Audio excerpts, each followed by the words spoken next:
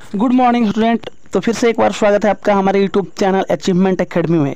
तो आज हम लेकर के आए हैं टॉप 30 क्वेश्चन, और इसे पढ़ने के बाद निश्चित ही आप जो है अपने आप को बेहतरीन महसूस करेंगे, क्योंकि इसमें जो है आपको चीज़ें आसानी से याद हो जाएंगी। और जो है आपको बहुत ही महत्वपूर्ण क्वेश्चन है, एग्जाम में आने वाले हैं, इसलिए सभी क्वेश्चन को नोट्स करते चलिएगा। चलिए, तो हमारा फर्स्ट क्वेश्चन है, कौन सा धातु कमरे के ताप पर द्रव अवस्था में रहता है? तो जो है ये आंसर हो जाएगा ब्रोमीन। और अगर क्वेश्चन पूछ दे कि कौन सा धातु है जो कमरे के ताप पर द्रव अवस्था में रहता है, सो राइट आंसर हो जाएगा हमारा पारा। ठीक है, क्या आंसर हो जाएगा? पारा।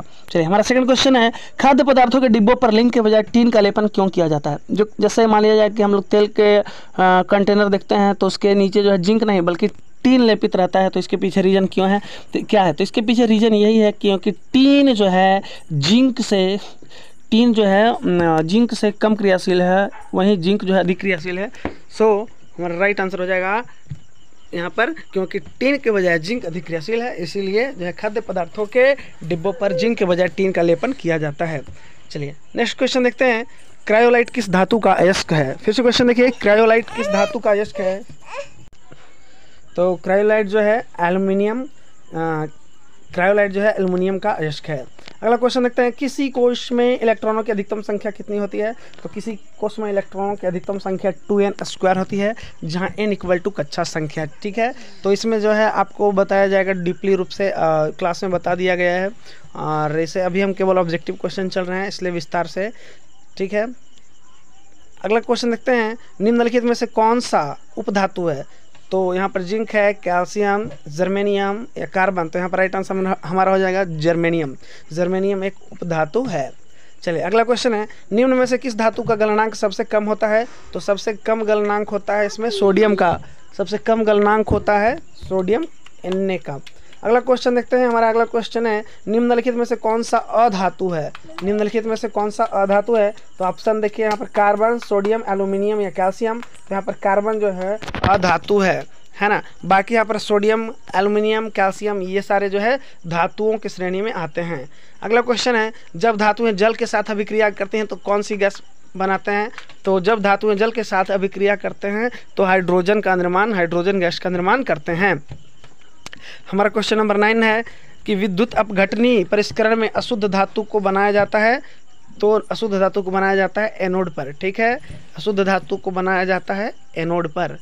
अगला क्वेश्चन है, लोहा एवं इस्पात को जंग से बचाने के लिए उस पर किस धातु की परत चढ़ाई जाती है? तो लोहा एवं इस्पात को जंग से बचाने के लिए उस पर जिंक की परत चढ़ाई जाती है। ठीक है, लोहा एवं इस्पात को जंग से बचाने के लिए उस पर जिंक की परत चढ़ाई जाती है।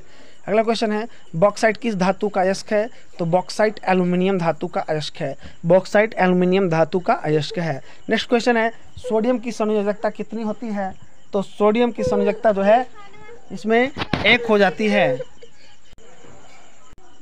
चलिए, तो देखा जाए यहाँ पर सोडियम की संयोजकता कितनी होती है? तो सोडियम की संयोजकता 1 होती है, क्योंकि जब हम इसे कक्षा में अगर बांटते हैं तो इसे क्रमशः 2, 8, 10 और 1, 11। तो ये जो है संयोजी इलेक्ट्रॉन है, और ये जो है 2 और 8 है, इसे कोर इलेक्ट्रॉन कहते हैं। ठीक है, तो इसलिए इसकी संयोजकता सोडियम की कितना है?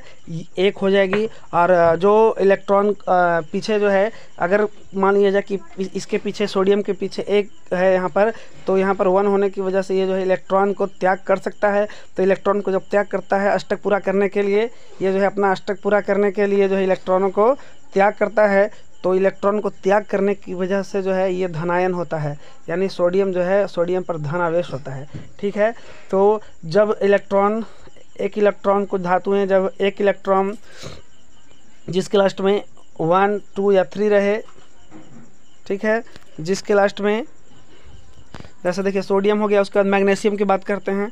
तो मैग्नीशियम का होता है 2, 8, 10 और 2, 12, यानी इसके लास्ट में 2 इलेक्ट्रॉन्स है। तो ये जो है ये भी इलेक्ट्रॉन को क्या करेंगे?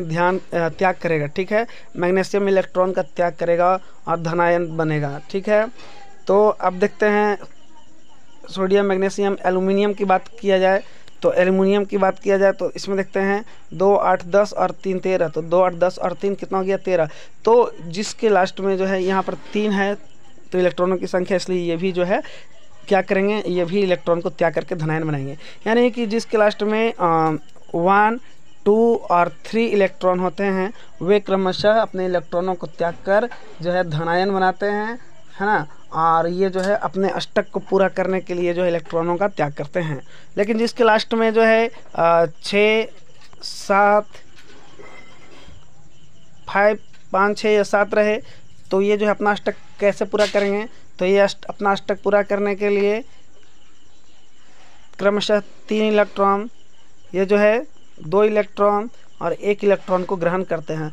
तो जब धातुएं इलेक्ट्रॉन को ग्रहण करते हैं तो वे ऋण आयन बनाते हैं, और जब धातुएं इलेक्ट्रॉन को त्याग करते हैं तो वे धनायन बनाते हैं। ठीक है, चलिए अब आगे बढ़ते हैं आगे।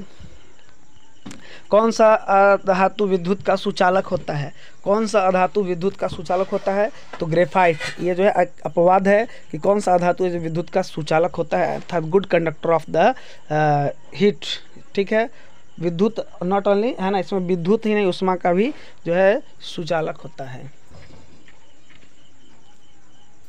अगला क्वेश्चन है, कौन सा अधातु विद्युत का सुचालक होता है? तो ग्रेफाइट एक ऐसा अधातु है जो विद्युत का सुचालक है। अगला क्वेश्चन है, पोटेशियम के की परमाणु संख्या। तो हम लोग जो है आप लोग को परमाणु संख्या आसानी से जो है कम 30 तक याद करना है। उसके बाद जो इम्पोर्टेंट है उसे याद करना है। जैसे हाइड्रोजन का H1, हीलियम He2, लिथियम तो 3, beryllium B4, boron B5, carbon C6, nitrogen N7, oxygen O8। ठीक ना। उसके बाद इसी तरह से fluorine, neon, sodium, magnesium, aluminium, silicon, phosphorus P15, जो sulphur S16, chlorine Cl17, argon Ar18, potassium K19, calcium Ca20। तो इस प्रकार से पोटेशियम का कितना आया? K19। ठीक है ना, तो इसे आप लोग को याद कर लेना है। अगला क्वेश्चन है, सक्रियता श्रेणी में सबसे अधिक क्रियाशील धातु कौन सी है? तो सक्रियता श्रेणी में सबसे अधिक क्रियाशील धातु है सोडियम, जिसे संकेत में लिखते हैं Na। सोडियम को जो है संकेत में लिखते हैं Na, है ना। इसको Na क्यों लिखा जाता है? क्योंकि ये जो है इसका लैटिन नाम है। ठीक है, सोडियम का लैटिन नाम जो है Na है, यानी नाइट्रियम। ठीक है, अगला क्वेश्चन देखते हैं, सीनेवार किसका अयस्क है? तो सीनेवार जो है पारा का अयस्क है। सीनेवार किसका अयस्क है? पारा का। अगला क्वेश्चन, नाइट्रोजन डाइऑक्साइड NO2 के धुएं का रंग कैसा होता है? तो नाइट्रोजन डाइऑक्साइड के धुएं का रंग जो है भूरा होता है। क्वेश्चन नंबर 23 है, इसमें देखते हैं, खाना बनाने में प्रयुक्त द्रवीभूत पेट्रोलियम गैसों का एक प्रमुख अवयव क्या है? मतलब हम लोग जो खाना बनाने के लिए LPG गैसों का यूज करते हैं तो उसमें मुख्यतः कौन सी गैस भरी होती है? तो उसमें मुख्यतः प्रोपेन और ब्यूटेन गैसें भरी होती हैं। तो इसमें राइट आंसर हो जाएगा प्रोपेन और ब्यूटेन। अगला क्वेश्चन देखते हैं, निम्नलिखित में से कौन सा पदार्थ बिना ज्वाला के जलता है? तो राइट आंसर हो जाएगा कोयला। ठीक है, कोयला। जबकि मोमबत्ती, केरोसिन और मेथेन गैस ये सभी जो है फ्लेम देती हैं, ज्वाला देते हैं। अगला क्वेश्चन है, रासायनिक समीकरण में जलीय विलयन को किस प्रतीक द्वारा दर्शाया जाता है? तो रासायनिक समीकरण में जलीय विलयन को जो है एक्यू यानी जलीय विलयन बोला जाता है। ठीक है, तो इसे राइट आंसर हो जाएगा एक्यू। चलिए आज का 26वां क्वेश्चन है, फोटोग्राफी में प्रयुक्त होने वाली फिल्म बनाने के लिए किस पदार्थ का उपयोग किया जाता है? फोटोग्राफी में प्रयुक्त होने वाली फिल्म बनाने के लिए किस पदार्थ का उपयोग किया जाता है? सो राइट आंसर इज AgBr, यानी कि सिल्वर ब्रोमाइड। AgBr अर्थात सिल्वर ब्रोमाइड।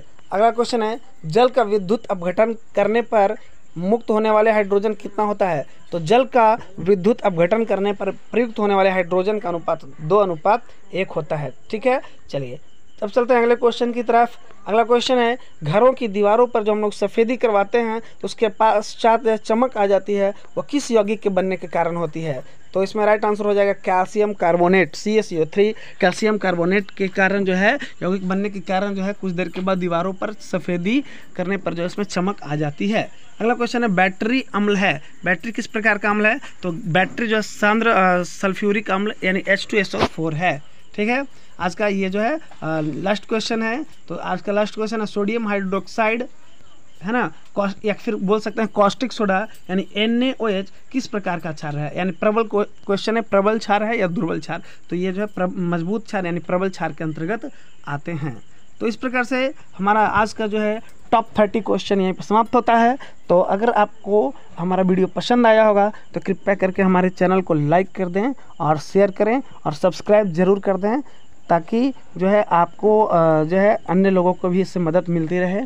तो तब तक के लिए इतना ही, मिलते हैं अगले वीडियो में डे 3 में। तब तक के लिए धन्यवाद। जय हिंद, जय भारत।